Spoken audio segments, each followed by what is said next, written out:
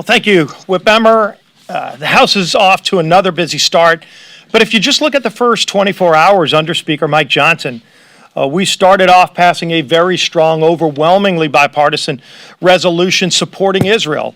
It was an important, I think, first statement that this is the focus of our new speaker, getting the House open for business again. We followed that up just a few hours later, passing an appropriations bill, getting that process back on track. Because now, if you look at last night's action, coming in, passing more pro-Israel resolutions, as well as passing yet another appropriations bill yesterday, two more teed up this week. We will be at over 80% of government funding passing the House of Representatives, and yet the Senate is finally starting to take action because they realize that the House is serious about getting this appropriations process back on track, and our Speaker has made that very clear to our Senate colleagues as well as to the President about what's at stake and about what the focus of the House is on. If you look at today, really important pieces of legislation that we have, not just the appropriations process, but supporting Israel.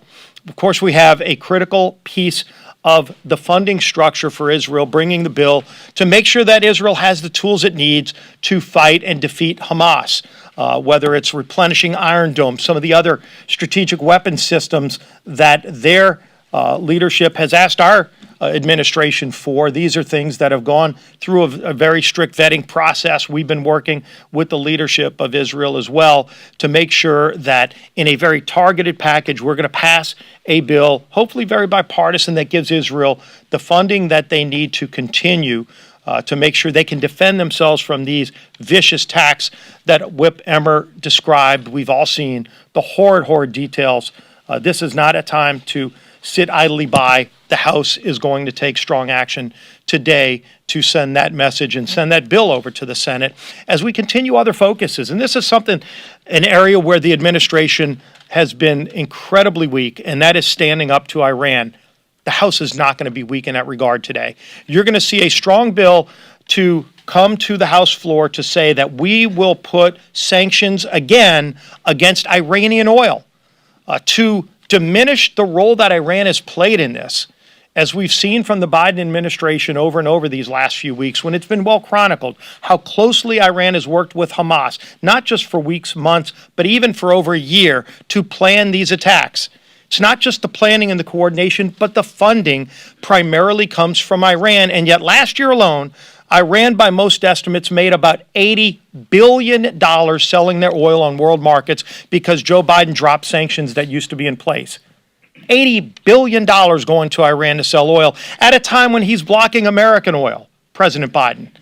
How psychotic of a policy when you're blocking American-made oil, which is the cleanest in the world, made by Americans, and allowing Iran to sell their oil on world markets, generating over $80 billion for their economy that they use to fund terrorism like Hamas.